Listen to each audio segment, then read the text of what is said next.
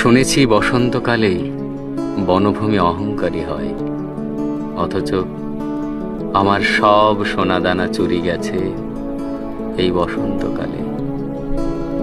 এই বসন্তকালেই সেই কপোতাক্ষী রমণীর কুষ্ঠ হয়েছিল, যে আমাকে বলেছিল তার সব নদী গিরি অরণ্যের আমি অধীশ্বর।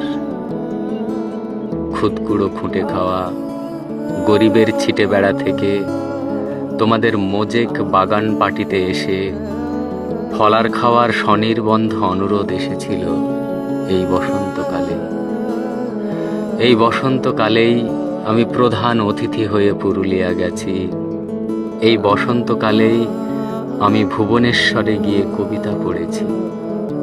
আবার এই বসন্তকালে আমি আকাশের ছেঁড়া জামা সেলাই করেছি।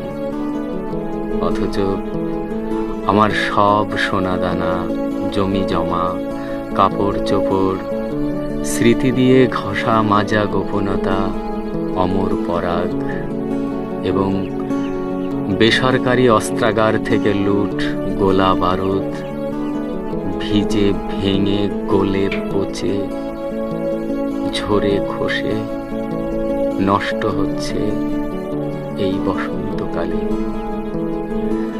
কবিতা বসন্তকালে পূর্ণেন্দু পত্রীর।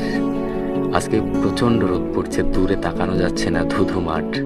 আর আমাদের এইদিকে বসন্তের চিহ্নটা খুব কম, মানে সেই কাঞ্চন পলাশ দেখা যায় না, শিমুল কিছু কিছু দেখা যায়।